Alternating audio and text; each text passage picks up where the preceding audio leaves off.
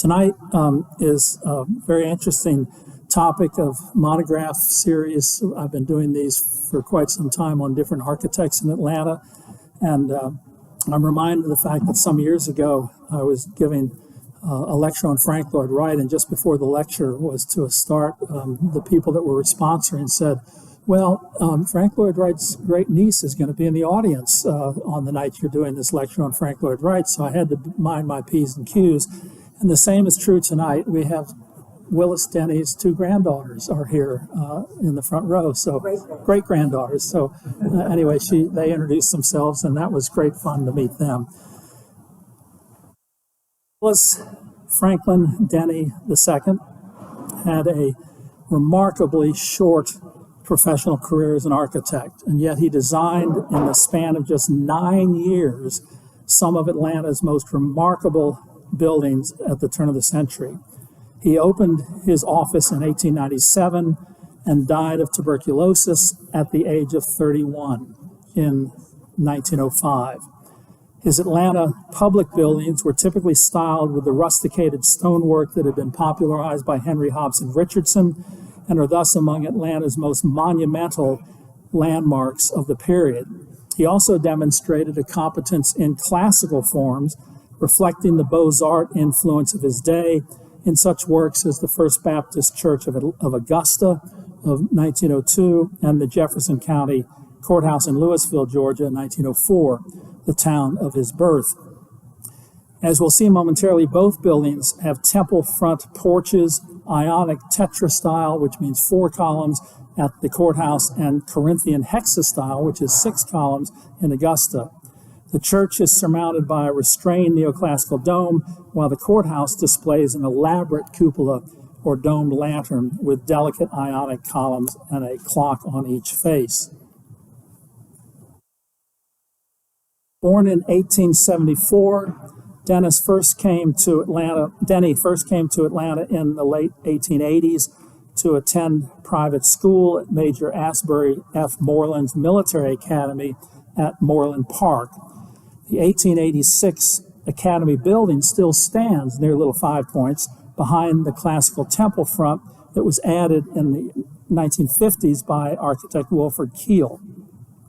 In December of 1895, at the age of 21, Denny married Colonel Moreland's daughter, Gertrude, who he had met at the Moreland Academy.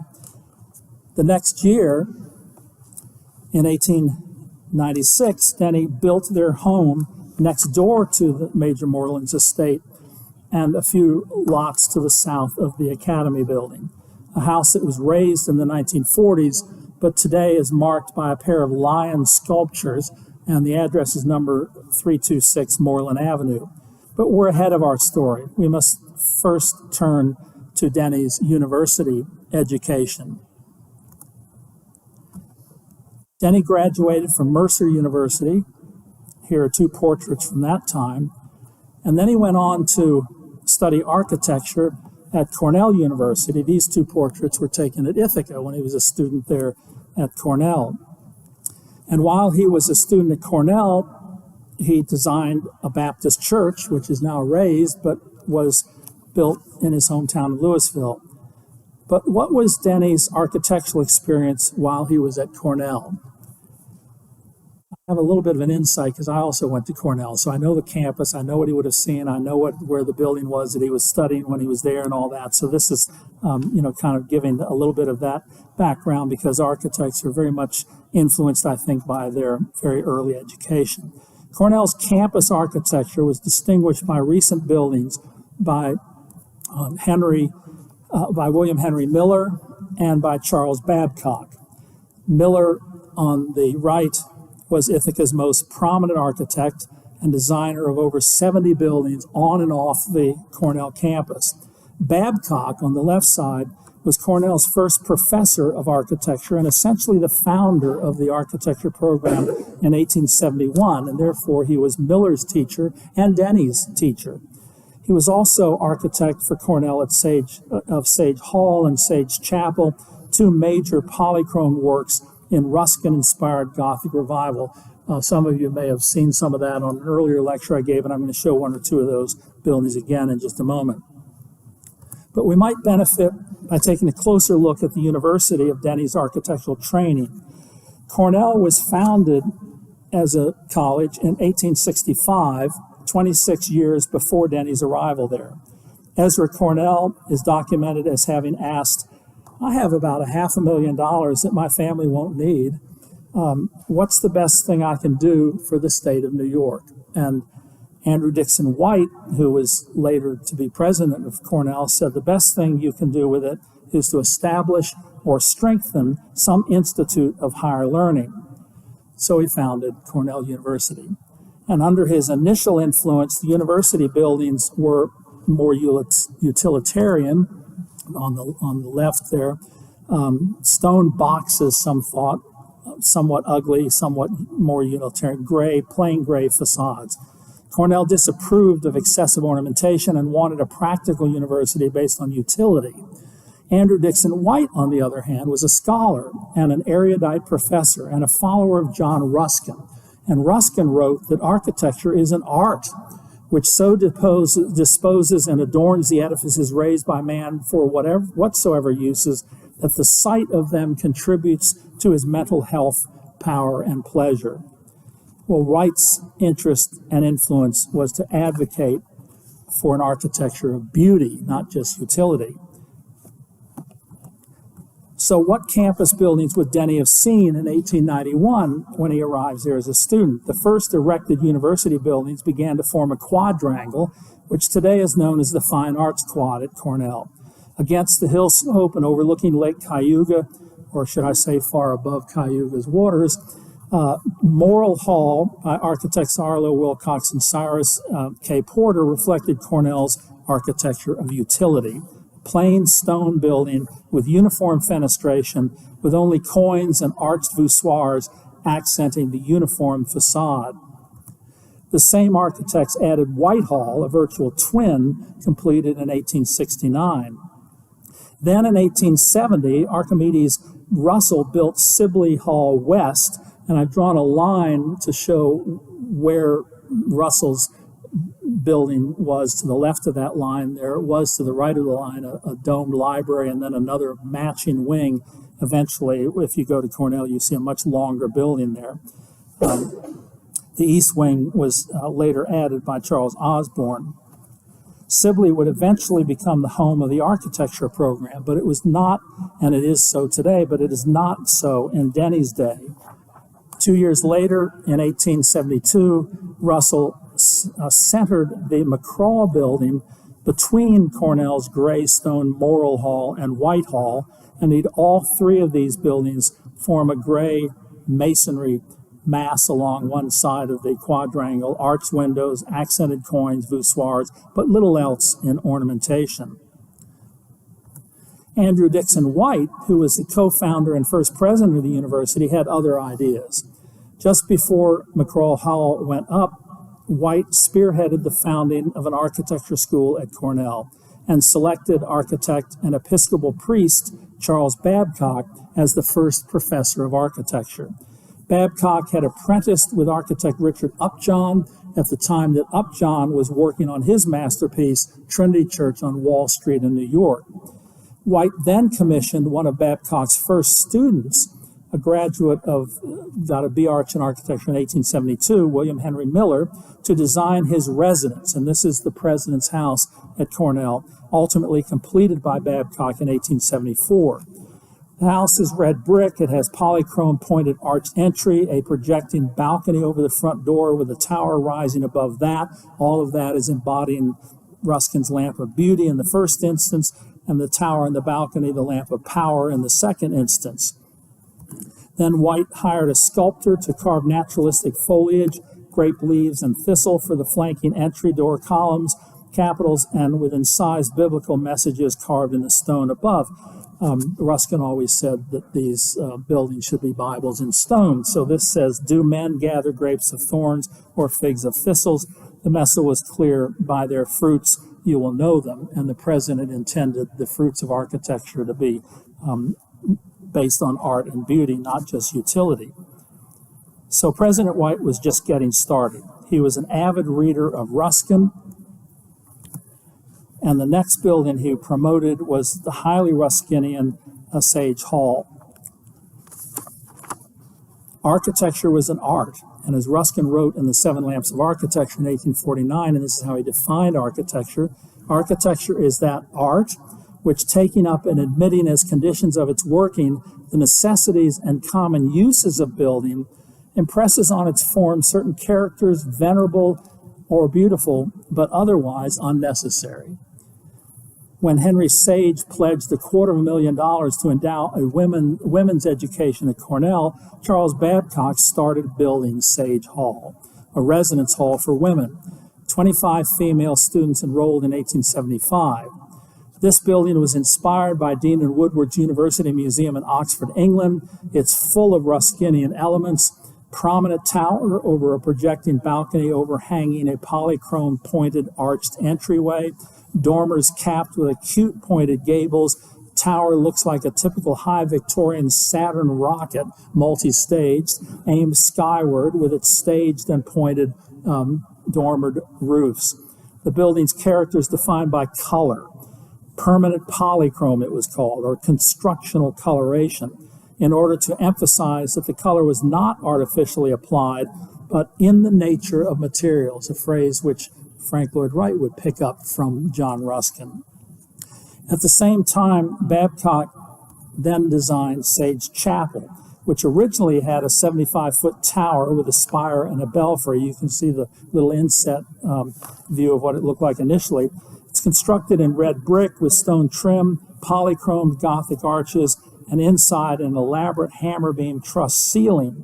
Now, the painting of the truss walls and ceiling was really a later addition from 1903 to that chapel. Denny would not have seen all that artwork all over the trusses. So you have to imagine these exposed trusses simply as dark wood. But he would have been very interested in the fact that you expose truss roofs within these church buildings. And inasmuch as Cornell was founded as a non-sectarian institution, the chapel, which was donated by Henry Sage and his wife, served to combat criticisms of godlessness with a stipulation by Sage that the chapel never be delivered over to any one sect. Babcock's Episcopal faith was one of many of the various sects through the years that preached in Sage Chapel, and the crypt of the chapel serves as the burial location for university founders and benefactors and early university presidents. The most recent of the Ruskinian buildings at Cornell when Denny arrived was Barnes Hall, 1887 to 1888, by William Henry Miller, the student of Babcock, and was the university's first student union. And with its tower and apsidal end and basilican form, it appears church-like and offers a neo-Romanesque counterpoint to Babcock's neo-Gothic Sage Chapel next door, effectively, or just opposite. And overlooking both was Sage Hall, that ensemble providing a distinct contrast of three Ruskin-inspired buildings on Cornell's campus, as opposed to Cornell's more utilitarian earlier quadrangle buildings. And also just prior to Denny's arrival on campus, Babcock built Franklin Hall of 1883, sited between Whitehall and Sibley West, and also Lincoln Hall of 1888, which was sited opposite Whitehall. The ensemble giving shape to the north end of the emerging quadrangle. Lincoln Hall housed the civil engineering building and the architecture departments. So this would have been Denny's academic home as an architecture student. And the following year, 1889, Morse Hall, possibly influenced by Richardson's Seaver Hall at Harvard of 10 years earlier, was erected on the site of what is today I.M. Page Johnson's Art Museum on the edge of the quadrangle. The black and white photograph of Morse Hall is that building is no longer standing, but Denny would have known it. It would have been brand new architecture and very current contemporary design when he was there.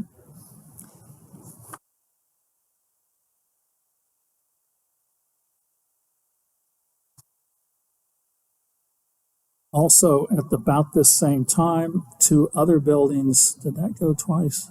Let me see if that's... Yes. Boardman Hall from 1892, which is on the site of the Olin Library today. So this building was torn down, but it was there during the earlier years. And the one that was actually under construction and nearly finished, but because it was being built at the time Denny was there as a student, he would have had a strong interest in seeing that. That is the Uris Library of 1891, Cornell's first library building, and now serving as the undergraduate library. It has a grand but plain McGraw Tower, which is virtually the symbol of Cornell. When you see photographs of Cornell, they're always showing McGraw Tower, and that's one of those buildings that would have been just current for Denny when he was there as a student. It's a restrained Richardsonian Romanesque rusticated stone building, and probably was influenced, you can see by the center picture, by the Albany City Hall by Richardson that dates from 1883, just a few years earlier. And therefore, when Denny studied at Cornell, this is jumping too ahead. There we go.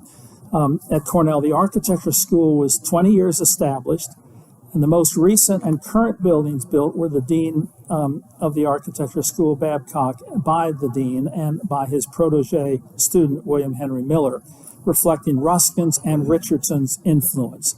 Denny brought this Richardsonian taste to Atlanta, reflected in his Inman Park Methodist Church, his St. Mark Methodist Church, his First Methodist churches, as well as certainly Rhodes Hall, although Rhodes Hall has a stronger Germanic quality as well. So when Denny returned to the South, he apprenticed in 1893 with Bruce and Morgan, the most prominent Atlanta firm of the decade. Denny is recorded in Atlanta's city directory as being a draftsman and boarding at 82 North Forsyth Street. The Bruce and Morgan firm had recently completed their towered administration building for Georgia Tech, known as Tech Tower, and they had just recently finished the Agnes Scott main building, and also Clemson University's early tower of 1893, and was likely working when Denny joined the firm on their masonry Bullock County courthouse from 84 in Statesboro, Georgia, one of several towered courthouses the firm designed during the period, as well as their weighty Romanesque Revival brick fire station number 6, which is on the right side on Moreland Avenue. That's in the Sweet Auburn district.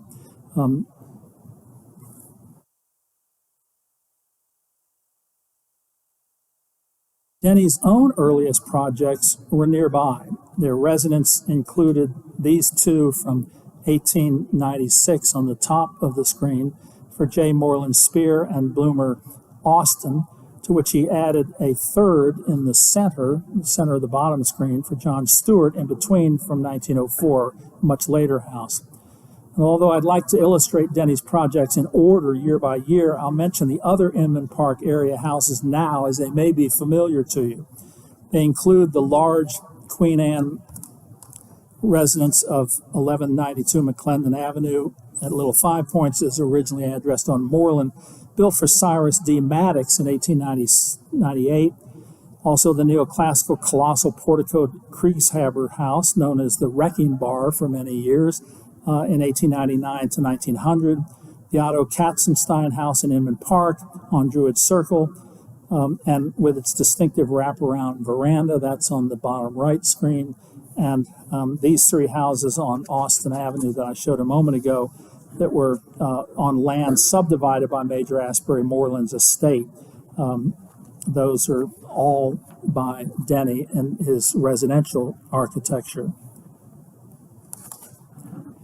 The house on the left bottom is the George Chapman. He was actually a tenant. It was a speculative house that he designed in 1904, and that his widow just continued to rent out for many years after his death. Denny's first church 2 years after he opened his office was the 1897 Hartwell Methodist Episcopal Church South in Hartwell, Georgia. The Hartwell Church addresses its corner site with a prominent buttress tower and gabled entries on the tower's south and west side. The tower features a large lancet on each face for its upper belfry section, rises to a panel of decorative terracotta and distinctive corner turrets with stepped pyramid roofs resembling a witch's hat. The tower itself is capped with a steep pyramidal slate roof. The church sits on a granite foundation, and granite is used for windowsills and string courses and tops of buttress setbacks. Windows are simple lancets without tracery, except the very large one there. Divided, the south and east side are divided with thin mullions to form paired lancets. Principal windows contain stained glass. The whole composition presents a picturesque arrangement of Victorian Gothic architecture, sharp-edged and varied, and both traditional in its eclectic styling as well as distinctive in its personality, the whole being on the edge of being eccentric as a church building of the period. The pièce de résistance is the sanctuary's interior open cross-truss timber. We wondered if he was remembering Sage Chapel at Cornell from just a few years earlier, which, as I say, was unadorned at the time. The next year, employing a more Richardsonian gray stone, Denny designed Central Baptist Church in Noonan, Georgia, again featuring exposed timber truss work in the sanctuary. And contemporary with both is his Inman Park Methodist Episcopal Church South, which looks more to Richardson, perhaps by way of William Henry Miller at Cornell, in employing rusticated stone mountain granite, of course, to create a more monumental church. The sanctuary plan is essentially centralized with cross gables extending at the east end by a polygonal apse and opening at the south side to a Sunday school room.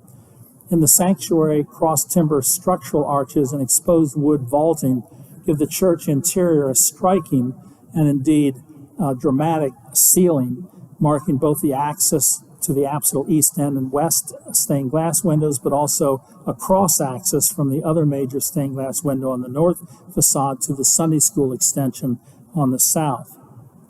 And there's some views of that truss system and a view of the interior as well.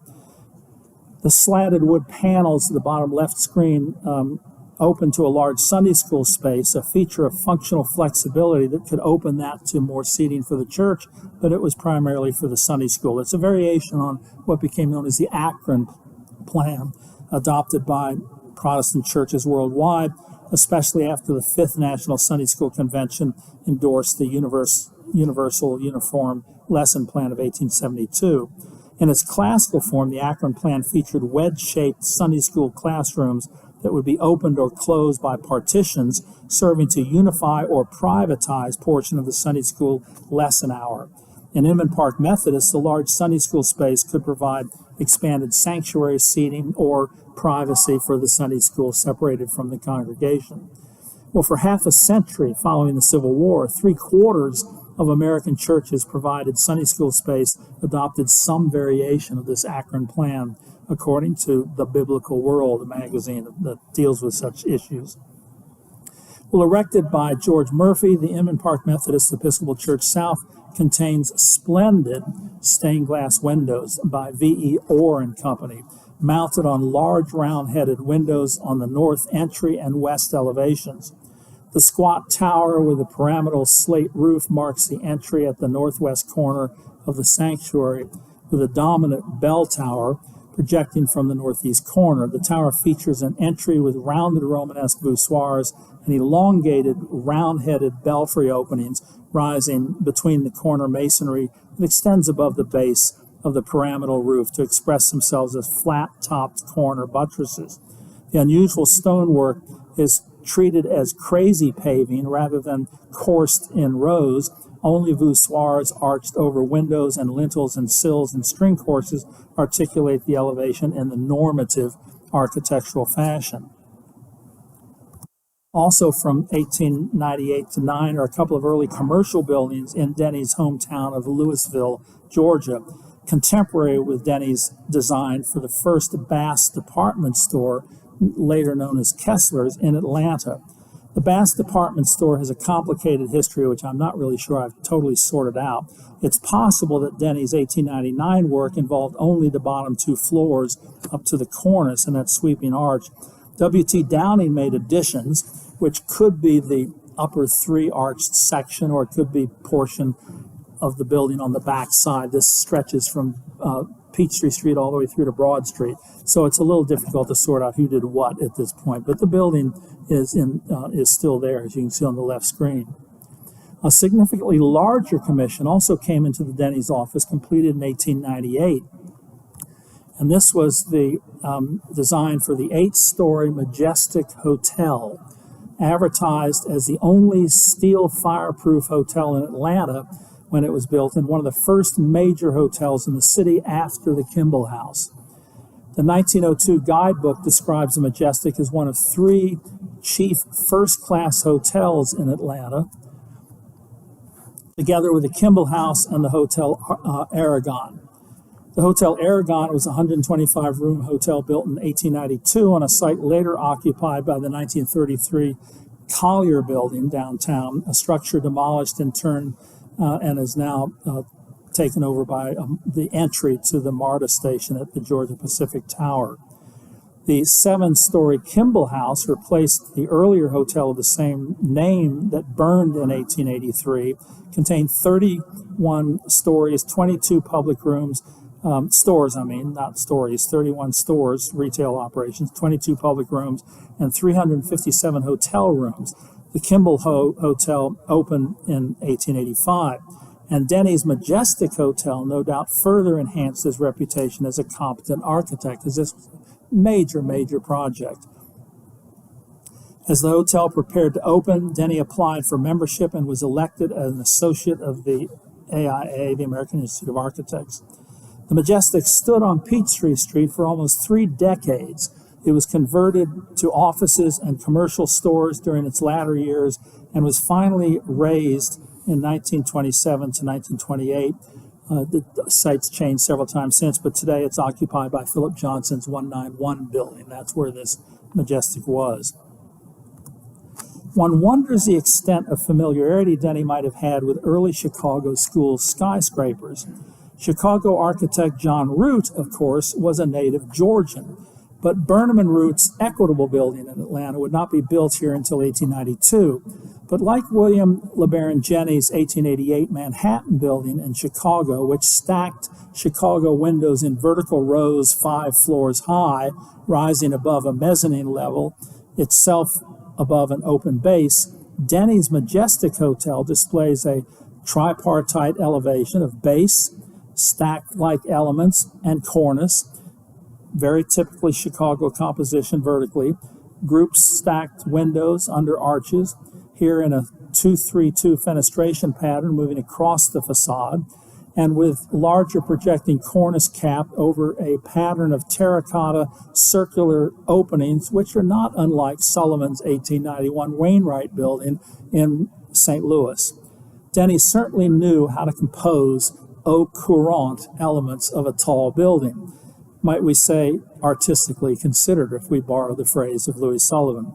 The Majestic stood on Peachtree Street for almost 3 decades, and as I say, was later the site was occupied by Philip Johnson's 191 building. Contemporary were 2 of the larger homes previously mentioned. The Cicero Maddox house, built in 1898, was for the sister of Denny's wife, and the Victor Kriegshaber house, better known as the Wrecking Bar, and his first venture in explicitly classical design. The house on the right is fronted by a sweeping rotunda porch, paired Ionic columns, within which the entrance bows out in mirror form. The proportions of the heightened single-level elevation give the appearance of a colossal order, further reinforced by tall windows, tall doors, and windows with transoms, the whole elaborately capped with cornices. Both houses are extant. The Maddox house is privately owned, and the Kriegshaber house, which is now an event space with the Wrecking Bar Brew Pub in the lower level of it today.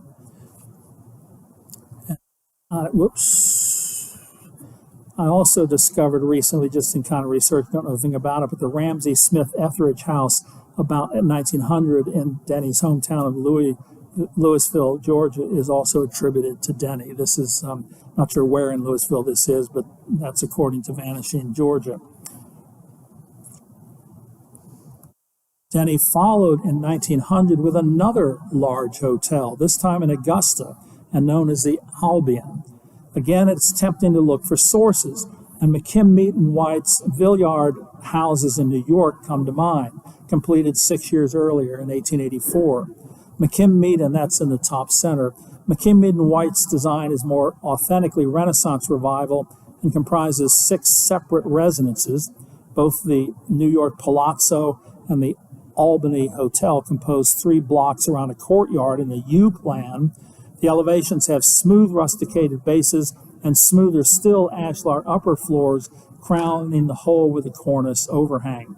McKim, Mead, and White's courtyard arcade and round-headed windows look to Renaissance prototypes, whereas Denny's Albion upper arcades are not quite ready to let go of his Romanesque revival interests. And when the Albion Hotel opened, it advertised a hotel-wide telephone system in which a guest in any room can talk to any other room in the hotel, and he may also ask to be connected to the local telephone system. This was big stuff then. And then that connection was made. The guest in any room could communicate with any residence or place of business in the city which had a phone, or could ask for long-distance connection and ultimately connect to any part of the country. This was a great thing for a hotel. In November 26, 1921, a major fire broke out on the south side of the 700 block of Broad Street in Augusta, destroying several buildings, including the west wing of Denny's Albion Hotel. The damaged central wing was demolished and became a short street known as Albion Way, and there's a photo in here that somewhat shows that edge of it. The eastern wing, containing its owner's department store, and there you can see bits of the eastern wing that still survive, was later taken over by Sears Roebuck and then by J.C. Penney, and today the derelict eastern wing is wrapped in modernistic tile but retains its original entry, moved to serve the extant eastern wing, the western one totally lost by the fire. Well, when half the hotel was torn down, the owner, J.B. White, as a sign of faith to the city of Augusta, immediately decided to replace the lost west wing of the Albion with another hotel, the 8-story Renaissance Revival Richmond Hotel that opened in January 1923. This is, of course, not by Denny. It's an 8-story building by G. Lloyd Preacher, the hotel who, by the way, designed Atlanta City Hall. The hotel was converted to Richmond Summit, which is a series of one-bedroom apartments now ever since 1979. At the turn of the century, Denny received several notable church commissions. No longer extant is a second church built in Atlanta for the Universalist Church, 1900, again with cross gable sanctuary and a massive tower with belfry. This is the same kind of combination he used at Inman Park Methodist and at Central Baptist in Noonan and at Hartwell Methodist. At the Universalist Church, the corner turrets flank a tall pyramidal tower roof. Although the photo may be recording a conical roof, it's hard to tell. The building's not there anymore. More research is needed on this now lost church, as well as on an office building erected the following year. In amongst the archive at Cornell, there is recorded a 1901 Thiessen building in Pensacola, Florida. The problem is, if you go to Pensacola, Florida, and look on the building, the plaque says it's designed by Morgan and Dillon. So I don't know if it's Denny or not, but apparently there's something in the archive at Cornell that has this listing amongst Denny's projects. More significant are 3 Beaux-Arts classical dome churches built in 1902, reflecting the classical influence of the 1893 Columbian World's Fair in Chicago. Only one of these churches survives. Westminster Presbyterian Church was a compact, centralized church with a temple front featuring paired colossal pilasters and a recessed entry with an arch of circular openings that surely looks to 15th century Venice for its inspiration that's within that large arch. Westminster Presbyterian Church was built on the corner of Forest Avenue, which is now Ralph McGill Boulevard, and North Boulevard, but was destroyed in the Great Fire of 1917 that swept through that whole area of Atlanta.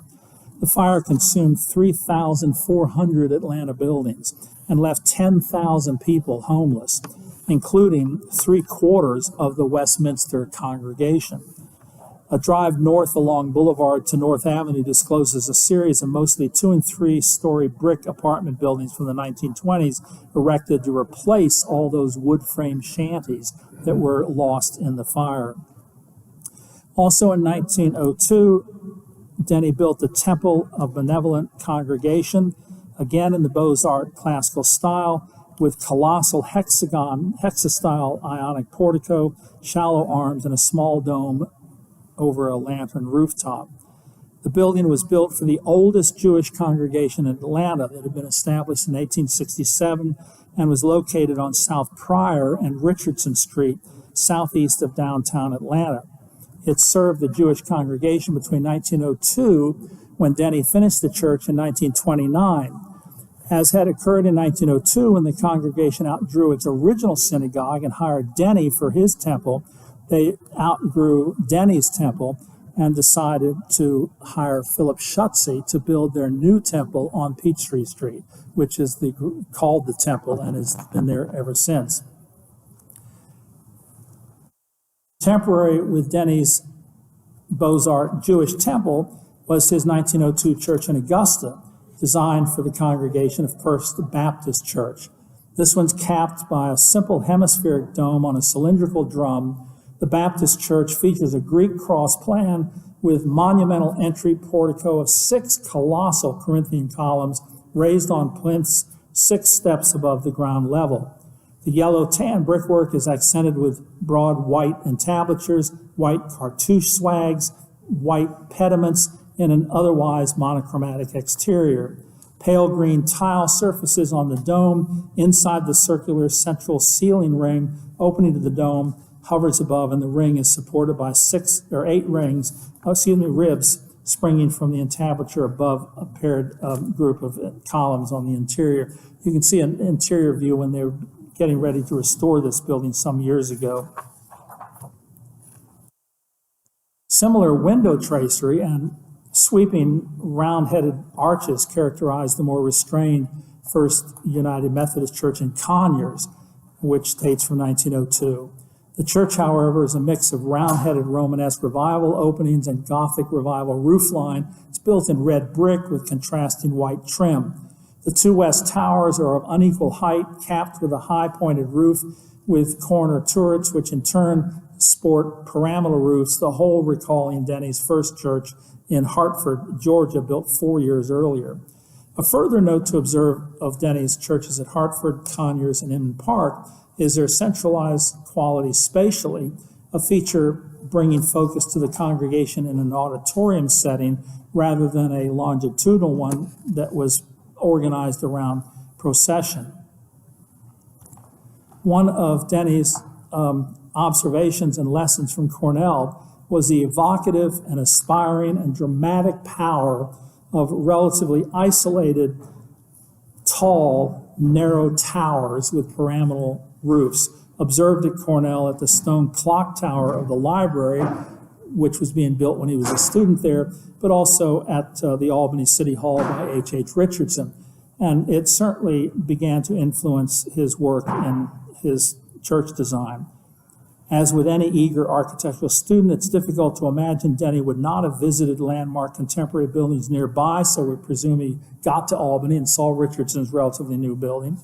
And he brought that narrow belfry tower in a different form, but brought it into as a major feature for St. Mark Methodist in Atlanta. A smaller corner turret marks the southwest corner of the Atlanta church. The stonework of Denny's is his favorite stone mountain granite and is rusticated in the manner of Richardson, as he had observed in New York. And if it wasn't directly from Richardson, If he never got to Albany, we certainly know he saw the library at Cornell, which is shown in detail on these slides as well. William Henry Miller's Cornell buildings. Indeed, St. Mark's Methodist is Denny's finest Atlanta church. St. Mark's facade is dominated by the aforementioned massive tower on its northwest corner that rises to a lighter open belfry with two elongated and open lancets on each elevation, and that is crowned by a gable and corner buttress pyramidal roof, also very steep and tall. The southwest corner's polygonal turret provides a counterpoint of varied shape and scale, and in between, above triple portaled entry and following below a contrasting vast gable wall, is the sanctuary's west window, which is glorious, displaying a rich geometric decorated Gothic linearity, three cuspate arches as a base for circles with quatrefoils flanking a larger central circle of tracery containing 5 petals, each elaborated with cusps, the whole ordered by an underlying decorative geometry. It is inspired by England's Middle Gothic in a church whose rusticated stone walls retain the spirit of French medieval architecture, as Henry Hobson Richardson had adopted French Romanesque to American architecture during the previous generation.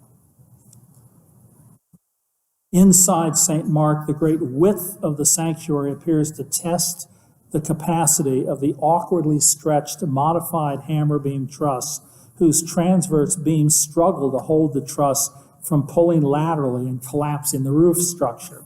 A benefit, and perhaps the congregation's intention, was to lessen the distance from the communicant to the pulpit by asking Denny for more of an auditorium than a processional space. All this can be readily ignored, however, because the true glory of this church is its stained glass. 12 side windows, north and south, were designed and executed by Franz Meyer Company of Munich, Germany, and installed between 1909 and 1959. The subjects depict the life of Jesus. The intended sequence of the 12 windows began at the east pulpit end of the south wall, moving west to the rear, then continued from the west end on the north wall back eastward to the pulpit. Windows 1, 2, 11, and 12 nearest the altar were installed first in 1909. Then window 10 in 1928, window 3 in 1931, each supervised through installation by Mayer's representatives from Munich and New York. And the remaining 6 windows were made by Mayer in Munich, imported and installed by Russell Church Studios of Winston-Salem, another company that actually did the installation, even though they're also Franz Mayer's windows. All are executed in the 13th century pot metal glass technique with figural subject and pictorial style developed in later Gothic 15th and 16th centuries. The latter era's naturalism and glass compositions were even further developed in the Renaissance. Observers would note the extraordinary quality of this glass, as the church proudly notes, quote, the purity of the colors and the luminosity of the glass, the complex shapes and small size of the glass pieces, the highly intricate leading, the coherence of design and leading, the fine detailing and shaping of faces, fabrics, and background. The church is clearly proud of their stained glass. It's a wonderful set of works. And it has some interesting sources. The window called The Agony in the Garden was drawn after a painting by Heinrich Hoffmann, which now hangs in the Riverside Church in New York. And the stained glass window known as The Dispute in the Temple partially incorporates another of Hoffmann's paintings, hence the description of the glass as pictorial stained glass. Lilies of the Field window have a delightful arts and crafts charm. Pretty may be the most accurate descriptive word, and it is no surprise that the design was derived from a postcard and photographs supplied by the donor. All the Hans Meyer scenes are set in stained glass canopies of complex architectural design looking back to 14th and 15th century glass, and are displayed with a multitude of rich spires suggestive of the city of God. Now, although the firm Ivy and Crook was commissioned to add The Walters Chapel to the south of St. Mark Church in 1945, its actual designer was the associate architect and church specialist Francis Palmer Smith. For the chapel, Smith called for an earlier 13th century style of medallion windows to be executed by his favorite glassmaker, Henry Willett of Willett Studios in Philadelphia. And the chapel consequently displays a more uniform tonality of rich blue grass, slightly more cobalt in color than Sharp's famed blue in its 12th and 13th century glass. Willett's palette is its own glorious treatment of stained glass and remarkable in its own right. Where is this church? It's on Peachtree Street, just the other side of the street from the Fox Theater and a little bit further north. As at St. Mark Methodist was nearing completion, Denny built First Methodist Church, again employing Stone Mountain granite in a Gothic revival edifice with traceried windows, massive square corner towers, stepped buttresses rising to corner turrets, pyramidal roofs, large pinnacles.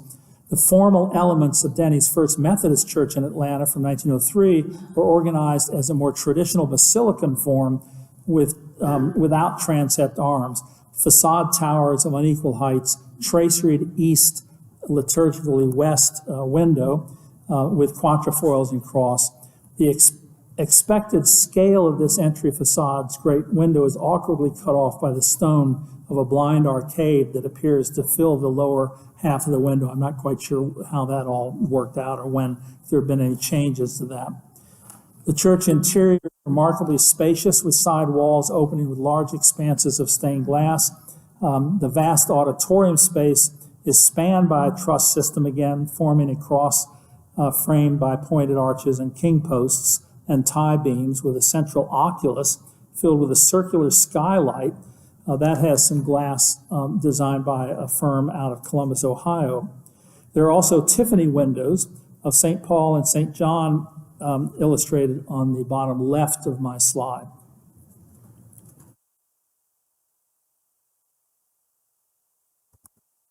Denny's productivity in church building in 2 years, from 1902 to 1903, is represented by this slide. Everything we've been looking at, he just did in 2 years, from 1902 to 1903 in terms of the churches. Beaux-Arts, classical style, Gothic revival, a very busy couple of years. And yet, at the same time, he was building the Piedmont Hotel, construction of one of its premier hotels of Atlanta, 10 stories high, built in 1901 to 3. The Piedmont was modeled on northern hotels, not only with its Romanesque revival styling, but also with stacked oriel Chicago windows and a general tripart elevation, that is ground, mezzanine, and 3 upper cornice levels, differing in trim from the middle level of 5 stories, which are less ornate but with uniform window treatment. That's kind of how this facade is organized. And like other of Denny's public buildings, the Piedmont was clad in Stone Mountain granite. The elevation curved around the corner to address the intersection of Peachtree and Lucky Street and featured wide overhang balconies over entrances on both streets, expressive of that Ruskin-inspired power that he had seen in Babcock's Sage Hall. Ruskin said if you go under a balcony that's overhanging, that is expressing power in architecture, which was a positive characteristic. Prior to the opening of the Georgian Terrace Hotel in 1912, across from the Fox Theater, the Piedmont was the hotel of choice for Atlanta's visitors. And with its up-to-date styling and amenities, it was considered Atlanta's New York hotel. In 1906, a Nickelodeon, the Peachtree Theatorium, as it was called, opened in the hotel lobby as the city's first storefront theater. During 1 week in March of 1911, the hotel hosted Teddy Roosevelt, William Howard Taft, and Woodrow Wilson, who were in Atlanta for the Southern Commercial Congress. Roosevelt was a past U.S. president, Taft was the current president, and New Jersey Governor Wilson was a future president. So they all came to Denny's Hotel. The Piedmont was remodeled, as you can see in the bottom screen, in 1929 by Pringland Smith, who, as the city builder, the Chamber of Commerce magazine described it, they ripped the building to pieces. Only its frame has been kept. Much of the ground floor was converted to commercial use, with some shops added to the hotel lobby. The Piedmont's second life ended in 1965 when the hotel was demolished to make way for Skidmore, Owens, and Merrill's Equitable building, which you can see on the far right, which is now on its site. While Denny's several churches survive as landmarks in Atlanta, the architect's residential masterpiece is unquestionably Rhodes Hall of 1903 to 4. A romantic and weighty Germanic castle and one of the few extant residences on what was once Atlanta's premier residential avenue, Peachtree Street. This architectural fancy was sited on an estate of 15 acres at the northern edge of an expanding Atlanta a few months before the nearby automobile suburb of Ansley Park began its development. Today, the house serves as the headquarters of the Georgia Trust for Historic Preservation, who, for fundraising, uses the house annually as a Halloween mansion. It might as readily serve as the stage set for a Wagnerian opera. Built in Stone Mountain granite, it was built for the furniture magnate Amos Giles Rhodes. It was intended to be noticed, and to whatever degree Peachtree Street residences vied with one another for prominence or competed in terms of opulence and a display of wealth, Rhodes Hall surpassed all the rivals. Each elevation and view of the house is picturesquely irregular, with a massive buttressed and crenellated rectangular tower at one corner, a French chateau-esque tower with a candle snuffer roof wrapped in a crenellated round-arched porch at another corner, and a grand cylindrical staircase with stepped round-headed lancets tucked behind an arched and buttressed porte-cochere. Rusticated Stone Mountain granite lends a Richardsonian air without his polychrome mix of patterns and materials, reflecting the Vitruvian triad of firmness, utility, and delight. The house displays a firm solidity, a functional progressiveness, and a delight in its many details of ornament and architectural tectonics. It has wonderful foliate capitals appearing squashed by the very weight of the stonework above, and corner buttresses reinforce the strength and the power of the thick walls and dominant forms. And spatially, the reception hall is comparably grand and reflective of the wealth and social status of its owner, as understood, no doubt, with some awe by this young architect who wasn't even 30 when he designed this house. In addition to the soft glow of its pioneering use of electric lighting, the entry displayed rich mahogany wood trim, ornate carving, elaborate tile work, and floor inlay, and landscape scenes painted on the compartmentalized upper walls. Scalamandre fabric, a pink silk damask, adorned the parlor walls and windows, and the parlor's old ivory appearance on carved wood ornamentation has been recently recreated by stippled glazing by renovation artists from International Fine Arts Conservatory Studios. The parlor bay offers a grand spatial gesture inside and a noble expression as it projects out onto the porch. And just off the reception hall and parlor is a dining room, no longer requiring candlelight, but wired for ceiling chandeliers and wall sconces. Two features of the house were especially remarkable, one looking to the past and the other to the future.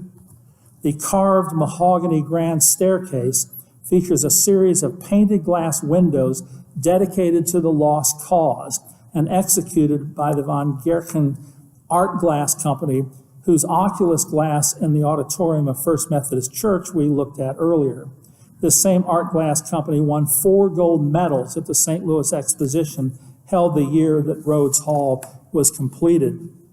The Rhodes Hall staircase landing glass depicts the history of the Confederacy from Fort Sumter to Appomattox and displays the portraits of 15 Confederate heroes, a subject that recognized that the generation that had led the Confederacy was passing away, but would nonetheless be remembered in this prominent private home on Peachtree Street. Rhodes Hall was also at the vanguard of technological innovation in its use of electricity in a residence. The entry of Rhodes Hall opened to a reception hall lighted by a remarkable display of electric bulbs set in ceiling coffers and multiple light sconces. Denny provided electrical call buttons and a security system as well. Electrical bulbs was first been displayed in Atlanta at the Gate City Guard exhibition in 1880 and would soon begin to light up the city's streets and selected public buildings. In 1885, 22 electric street lights compared to over 400 gas lights were operating that year downtown, and electric lighting would soon replace gas lighting altogether for Atlanta streets in 1889. Electricity rather than glass lit up the new DeKalb Opera House, which opened in 1893, 10 years prior to Denny's design. By the 1903 to 4 date of Rhodes Hall, Atlanta's infrastructure for the supply of electricity was being established, and electricity found use in Atlanta for several purposes: street lighting, lighting of business establishments, and a few houses in the central city, as well as the supply of current to operate elevators in office buildings, small motors in manufacturing establishments, and the operation of streetcars. Rhodes was at the forefront of all this technological innovation, reaching out now to Atlanta's residential architecture.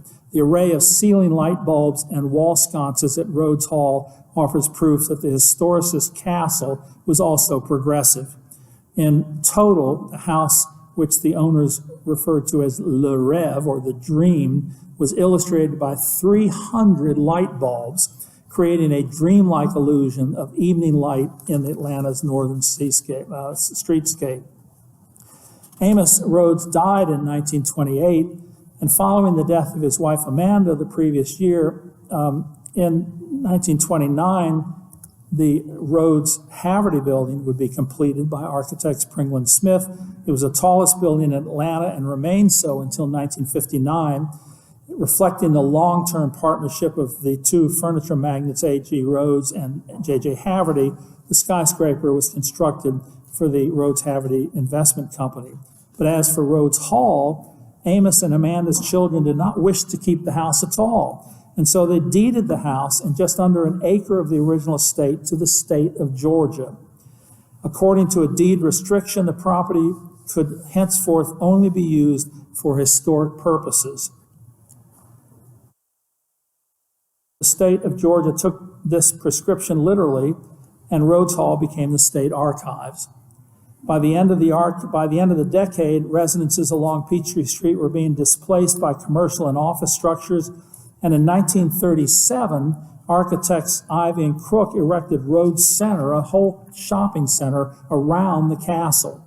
This commercial strip of modern classical buildings has been recognized as Atlanta's first commercial suburban strip shopping center. One of the staples of the new shopping center was Rhodes Theater. Oops, not that fast. Hold on. There we go. The flagship of the Story Theaters chain. It opened in June of 1938 with Clark Gable in a film called Test Pilot, and evolved into an art theater showing Ingmar Bergman, Federico Fellini, and other foreign films. And then first run premieres would run for a while, and then they'd move to the Rhodes Theater. So Gone with the Wind ran for months, if not years, at this theater after it premiered in the Lowe's Grand downtown.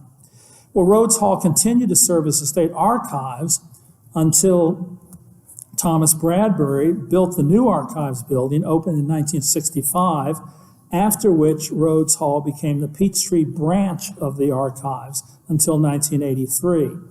In 1965, however, the state stripped the castle of its grand staircase and its Confederate stained glass window on the landing and moved the entire thing to the archives building downtown. Finally, in 1983, the Georgia Trust for Historic Preservation signed a long-term lease with the state of Georgia, occupied the house as the headquarters of its nonprofit organization, and began restoration efforts which remain ongoing. Early on, in 1990, the trust arranged for the return and the reinstallation of the mahogany staircase and the stained glass windows, which are in fact back home at the Rhodes Hall, can be seen today, taken out of the archives building downtown. Of course, the archives building has since been torn down. Contemporary with that building are the several others in Inman Park that we looked at before, and one of the rental houses that his wife continued to rent out as a kind of spec house that's in Inman Park, first occupied by George Chapman. And also in 1904, Denny returned to his hometown in Louisville, Georgia, to build the grandiloquent Jefferson County Courthouse. The noble Beaux-Arts composition, pediments over principal ground floor openings, colossal Ionic portico, elegant colonial-inspired cupola rooftop, capped by a pointed rib dome with a clock on each face and a finial at the very top. This was a major late work. Denny's first Methodist church in Americus on the top left, in fact, the whole top row and the bottom right, does not survive, although when it was destroyed by fire in 1922, the congregation displayed their admiration for Denny's centralized dome sanctuary by commissioning an almost identical design by Daniel and Boutel, which is on the center of the bottom left corner is Daniel and Boutel's replacement building in Augusta from 1922 to 24. Of course, the Pantheon-type Beaux-Arts church tradition is seen in Atlanta by the Christian Science Church of 1914 at Colony Square and Druid Hills Baptist Church, both of these involving Edward Doherty. Denny's early death in 1905 ended a promising architectural career, which was cut short after only 9 years of active practice. Two prominent Atlanta architects active in the years trained in Denny's office. One was named Eugene Wachendorf and the other Neil Reed. A distinguished building on Georgia Tech's campus whose architect for many years has been unknown has just recently been discovered, just in time for my guidebook on Georgia Tech to get it right, was recently discovered to be the work of Denny and Wachendorf. For many, many years, nobody knew who designed this building. It was completed in 1906, the year after Denny's death. The Lyman Hall Chemistry Building is what we're looking at, and it was Denny's last known project, suitably sited within a few feet of the school's academic building, that is Tech Towers, which had been completed 18 years earlier by Bruce and Morgan, with whom Denny had apprenticed. Denny's chemistry building and classroom building is a highly competent design, and there may be some consolation that Eugene Wachendorf, with whom Denny was associated in this design, continued Denny's legacy in his own career, designing such works as Crawford Long Hospital and the Booker T. Washington High School down on the southwest side. Neil Reed became almost a household name in residential design in the early city, in the city during the 19-teens and 20s, mentoring such people as Philip Schutze, Ivan Crook, and others during the golden age of classical design. So they came out of Denny's office. One additional church edifice, which is a bit of a question, and I've talked to Denny expert Maureen Pittman many years about this. She always thought this was perhaps a Denny building. It's in Inman Park, near the Methodist Church. The East Atlanta Primitive Baptist Church, also located, it's on DeGrasse Avenue. And Maureen Pittman, who studied Denny many years ago, observed that the Baptist Church, quote, has all the earmarks of Willis Denny. So I'll take her word for it that it could well be his. It was built in 1907 to 8, 2 years after his death. The church may have been fundraising prior to the start of construction, just don't know the history of it.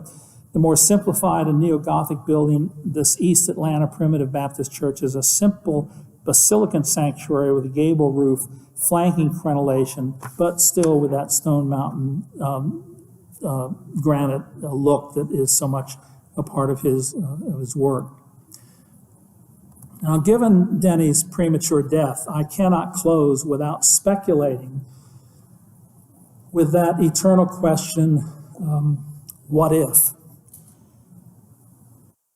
What else might have become his legacy had he lived longer Even H.H. Richardson, who's thought to be one of the most important architects in American history, who died at the age of 47, was considered to have had a short, albeit productive life in architecture.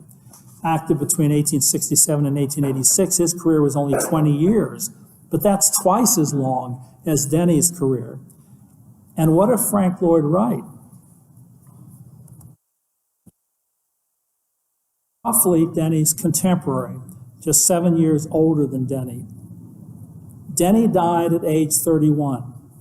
Wright turned 31 in 1898, before he had designed even his first prairie house. Wright's personal residence and studio was designed in 1889 when Wright was 22. Denny built his first church in 1897 when he was 23. But for the next 12 years, Wright built virtually nothing of real consequence, built eclectic style houses in Oak Park, remodeled others, some in other suburbs of Chicago, and did not design his first prairie house, the Ward Willits House, until he was age 34. At age 34, Willis Denny was in Westview Cemetery. What lay ahead for Wright were 60 more years of practice producing revolutionary designs and landmark buildings that have become almost universally known in architectural history. Wright was 36 when he built the Larkin Building. He was 38 when he built Unity Temple. He was in his young 40s when he built his famous Roby House, one of the great prairie houses. He was 47 when he built Midway Gardens. When he was in Japan in his 50s, he built the Imperial Hotel.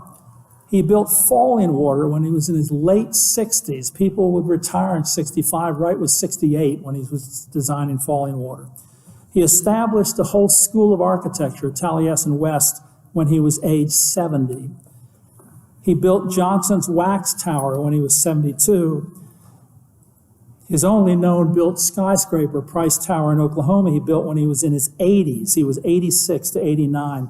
And he built the Guggenheim Museum, which opened in October of 1959. Wright had died the previous April, so he was finishing that last great project at the time of his death. He was 91 when this great masterpiece was done. In sharp contrast, Denny's life and career were dramatically shorter and compact. At age 23, the Hartwell Methodist Church and Inman Park Methodist Church. At age 24, the Majestic Hotel and Central Baptist Church in Noonan. At age 26, the Albany Hotel in Augusta and the Wrecking Bar. At age 28, the First Baptist Church in Augusta, the Hebrew Synagogue in Atlanta, the First Methodist Church in Atlanta, or in Conyers, and the Westminster Presbyterian, all the same year when he was 28. And at age 29, the vast Piedmont Hotel, our New York hotel. First Methodist Church in Atlanta the same year. At age 30, Rhodes Hall and the Jefferson County Courthouse. And then he died of tuberculosis, going to Denver, Colorado for treatment, which failed, and died at a very young age. So the final food for thought is this. If Denny had lived as long as Frank Lloyd Wright, his death at 91 would have been in 1965, 2 years before the opening of John Portman's Hyatt Regency Hotel in Atlanta. That whole span of time would have been active time for young Denny. So much of Atlanta's architectural history developed during those years. And by the way, Denny's wife, Gertrude Moreland Denny, who was virtually his age, 8 months older, died in 1971. She was 97 and outlived him, obviously, for 60-some years. But what an extraordinary career, Willis Denny II. Thank you very much.